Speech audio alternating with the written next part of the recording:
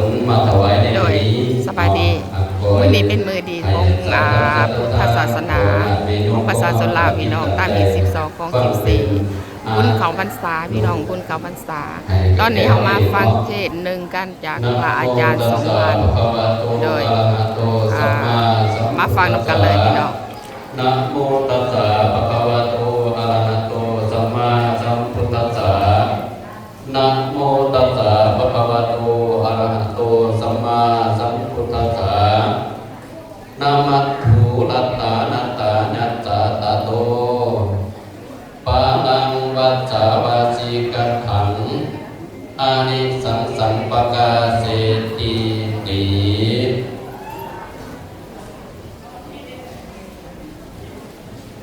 ณ บัดนี้เป็นวันที่สาธุชนพุทธบริษัททั้งหลาย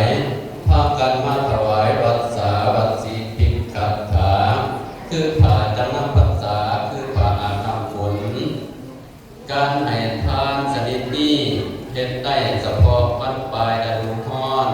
หรือต้นฤดูฝนซึ่งเป็นเวลาที่ภิกษุเขาจำพรรษาตามพุทธานุญาตไว้วางให้พระภิกษุแสวงหาผ้าอาบน้ำฝนได้ตัวอย่างผ้าอาบน้ำฝนนั่นคือผ้าสะโพกหรือผ้าขาวเป็นต้นจงจัดว่าเป็นผ้าอาบน้ำฝนนั้นได้เพราะฉะนั้นการถวายผ้าอาบน้ำฝนนั้นท่านสาธุชนทั้งหลายผู้มีใจใส่ศรัทธาอย่างยิ่งกล้าสละความสุขที่มีอยู่ในปัจจุบันนี้บ่ย่านกลัวต่อความลำบากที่จะมาประจนหวังวิบากผลของทานนั้นอย่างแน่วแน่มีอารมณ์เป็นหนึ่งลงไปแบบนี้อาจทำให้ผลเป็นทิฏฐิธรรมคือจะได้รับผลปรากฏในปัจจุบันพวกนี้ขอพุทธบริษัทผู้มีศรัทธามาถวายผ้าอาบน้ำฝนนั้นให้เป็นทานจึงตั้งวิถีจิตของตนให้แน่วแน่ต่อหน้าพระธรรมนักเทศนาที่อาตมาจะนำมาชี้แจงดังต่อไปนี้กีฬาตั้งในสลับพับฟังมาสมัยหนึ่งพระภูมิพระปัจเจ้าเสด็จประทับอยู่ประเทศตะวันมหาวิหารณพระนครสวัสดีในกราครั้งนั้นยังมีพระนางเจ้าวิสังขานั้นเป็นบุตรีของพระนางอาณาปิฎกามหาเศรษฐีวันนั้นเป็นวันแปดคำปลายฤดูร้อนพระนางเจ้าวิสังขาก่อประหลาดเดือนศักราชสร้างตอนที่คันธาตุสาของหอมเนี่ยก็เอาบริวารของตนเข้าไปสู่กุฏลาวิหารถวายบูชาพระรัตนตรัยแล้วก็บังเกิดสนทนายามฝนตกพระภิกษุทั้งหลายพากันเปลือยกายอาบน้ำฝนแล้วก็บังเกิดมีศรัทธาปรารถนาการจิตจัดสรรผ้าอาบน้ำฝนมาถวายเป็นทานแล้วก็พาบริวารเข้าไปสู่พระนครสวัสดีจะแทนหาสัญญาธรรมต่างๆสัญเยขันเพสานันตาบันคำนางก็ยกเอาทายาทานพร้อมไปด้วยบริวารเข้าไปสู่กุฏลาวิหารแล้วก็ถวายผ้าอาบน้ำฝนให้เป็นทานแด่องค์สมเด็จพระสัมมาสัมพุทธเจ้ากับทั้งพระภิกษุสงฆ์ทั้งหลายแล้วก็กราบทูลว่าพันเตภควาขาแต่องค์สมเด็จพระสัมมาสัมพุทธเจ้าพระองค์ทุกทิ้งใจดีใจแสนศรัทธาได้ถวายผ้าอาบน้ำฝนจากนี้อานิสงส์เป็นประการในโลกาจารในขณะคำนั้นองค์สมเด็จพระสัมมาสัมพุทธเจ้าจึงตรัสว่าสัทธรรมเทศนาว่าโลลาภิสังขาอุปาสิกาโนราชนยิ่งใจมีใจใส่ศรัทธาและถวายผ้าอาบน้ำฝนให้เป็นทานก่อนจะมีพระอานิสงส์เป็นอันมากพระองค์จึงยกเอาอดีตที่ทานมาตรัสเทศนาว่า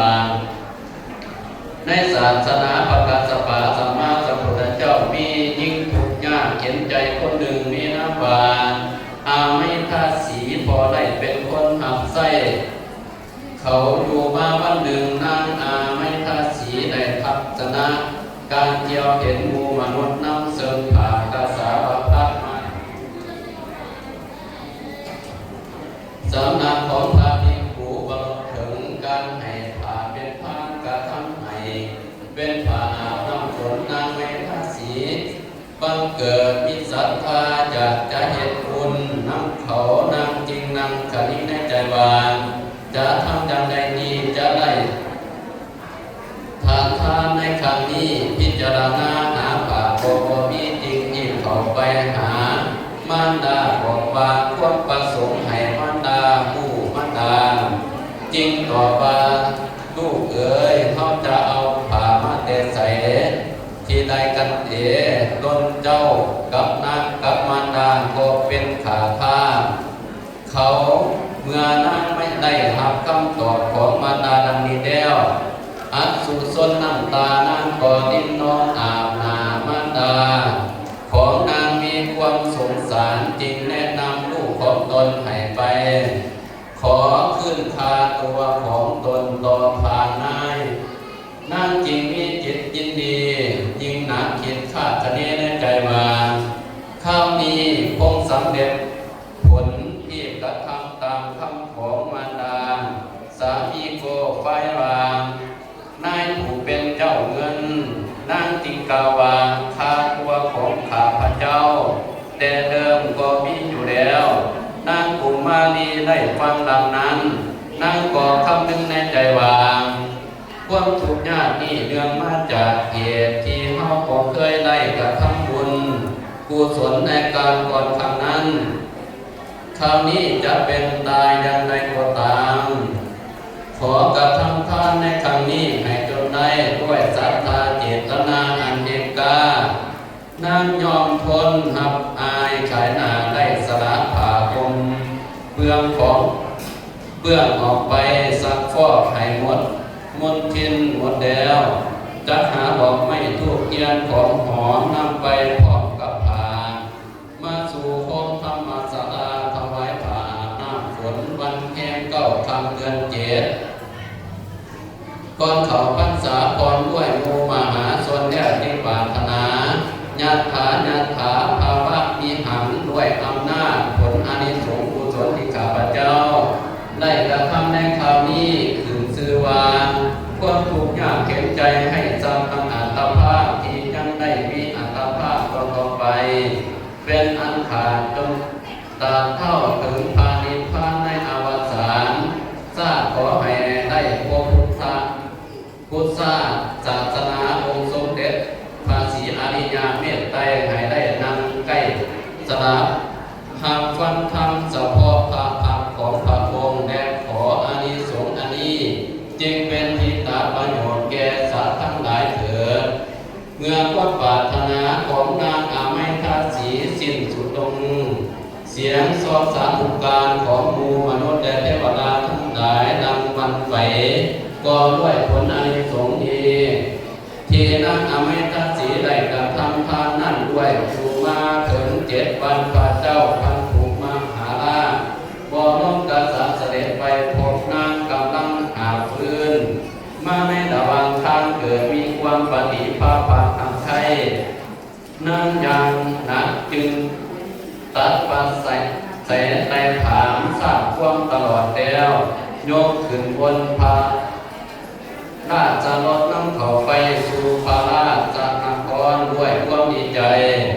แล้วอภิเษกไว้ในตำแหน่งอัครมเหสี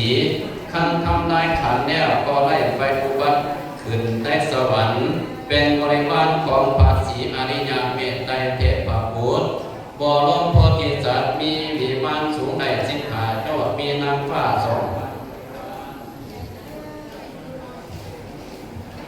ขั้นอวสานศาสตร์ที่สุดท้ายก็จะได้ไปฟังธรรมเทศนาต่อพระพักของพระศรีอริยเมตไตรบรมโลกนาถเจ้าก็จะได้บรรลุธรรมวิเศษนาทีนั้นขั้นจบพระธรรมเทศนาผู้ปาสัตตะทั้งหลายได้ดวงตาเห็นธรรมเป็นอันมากส่วนนางวิสังขารก็ได้ตั้งอยู่ในปารัตนตรัยนี้ที่บริษัททั้งหลายบุคคลผู้ใดมี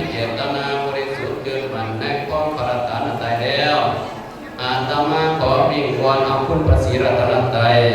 สิ่งศักดิ์สิทธิ์ในจักรวาลโลกนี้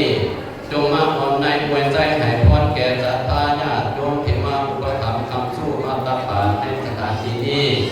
ขอคุณกุศลใดที่นำจะทำแล้วขอให้เกิดประโยชน์ว่าพวกนี้ได้พบนาเอวังนิจจิตา สาธุสาธุสาธุ อยากนำไปเด้อเอกวิดาบุญญกรรมไวยาโอปัสสยมุนตตาลาจาริโยปกาลจังยะยะตากาติยามัมมังสุริโยจักนึมาสัพพุนาวัญจานาลานิจาปุมัมมาลาจาหิจาจตุโลกามานุสัจจามัจจตาเวกาเปจะสัพเพสัตตาสุเกโหตุปุญญาเนปะกันตาเนเมสุขังยัตติเวรังเดนดุกิปังปะเปตาโวมาตังปุญญากรรมเมนาเอเมนาวุติเสนาจักกิวาสุลาเปเกวันตันโนปะกานาเสตานัง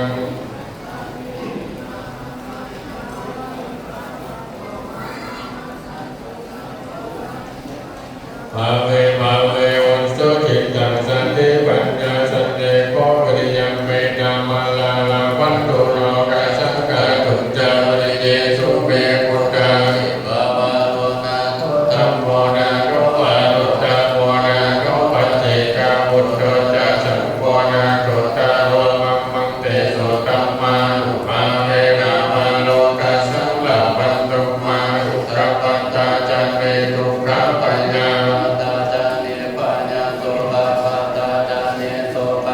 โสสัพเพปิปานิโยอิตาวัตตาจานังเตสัมปัตตังปุญญาสัมปะกังสัพเพเทวานุโมทันโตสุขปัสสัมปัตติสิทธิยาเบกขาการุณาโมเดกาอุเบกขาสัพเพสัตตาอิตังโยสัพเพสัตตาเวราอุโตสัพเพสัตตาปัญญาปัสสาโยสัพเพสัตตานิยาอุโตสัพเพสัตตาสุขีอัตตังปริหารันตุสุขีสุขี สาธุสาธุ ใส่บาตรได้เด้อ พี่น้องเบิ่งตอนนึงก่อนขอบใจหลายๆที่ติดตามหาชมฝากกดไลค์กดแชร์เซาจันทไลฟ์ชาแนลโดยเอาบุญกุศลมาฝากทุกท่านจ้าได้บุญนำกันสาธุสาธุบุญเข้าพรรษาสา